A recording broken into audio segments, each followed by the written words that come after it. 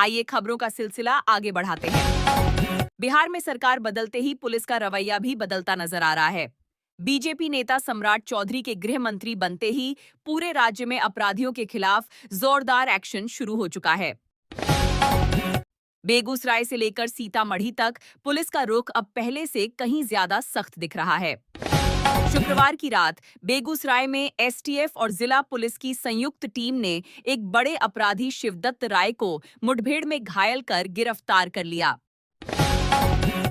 शिवदत्त वही आरोपी है जिस पर सरपंच मीना देवी के बेटे की हत्या का आरोप था और जिसकी तलाश पुलिस लंबे समय से कर रही थी। इनपुट मिला था कि वह हथियार खरीदने इलाके में आया है। इसी आधार 3 पर एसटीएफ और स्थानीय पुलिस मौके पर पहुंची, जहां 2 बाइक सवार अपराधियों ने पुलिस को देखते ही फायरिंग कर दी। आत्मरक्षा में पुलिस ने जवाबी कार्रवाई की और गोली शिवदत्त की जांघ में लगी।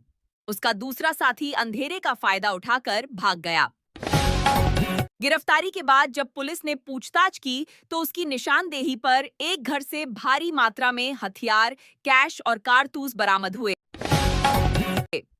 इसमें 9 पिस्टल समेत कई मैगजीन और गोला बारूद शामिल था। यह वही शिवदत्त है जिसे करीब 1 साल पहले गाजियाबाद से पकड़ा गया था और कुछ महीने पहले ही बेल पर बाहर आया था। सम्राट चौधरी के गृह मंत्री बनते ही जिस तरह उन्होंने अपराधियों एत को कड़ी चेतावनी दी, उसका असर जमीन पर साफ दिखाई देने लगा है। उन्होंने साफ कहा है कि अपराधियों के लिए अब बिहार में कोई जगह नहीं, या तो जेल या फिर परलोक।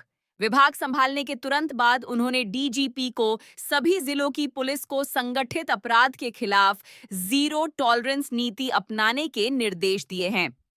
सीतामढ़ी में भी पुलिस की सख्ती देखने को मिली, जहां प्रतिबंधित मांस ढोने की सूचना पर भीड़ ने एक पिकअप को घेर लिया और आरोपी की पिटाई शुरू कर दी।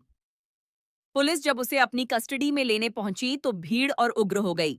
हालात काबू से बाहर होते देख दारोगा को हवा में 4 राउंड फायरिंग करनी पड़ी। घटना के बाद इलाके में तनाव बढ़ गया है और पुलिस बल की तैनाती बढ़ा दी गई है।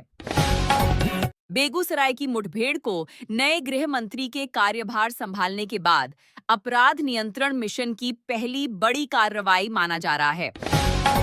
सरकार ने यूपी की तर्ज पर सख्त कानून व्यवस्था लागू करने का इशारा दे दिया है और पुलिस को साफ संदेश है, अपराध पर किसी तरह की नरमी नहीं बरती जाएगी। एनडीटीवी के लिए तैयार की गई इस रिपोर्ट का सार यही है कि बिहार में नई सरकार आते ही कानून व्यवस्था को लेकर बड़ा बदलाव दिखाई देने लगा है और आने वाले दिनों में यह अभियान और तेज होने की संभावना है।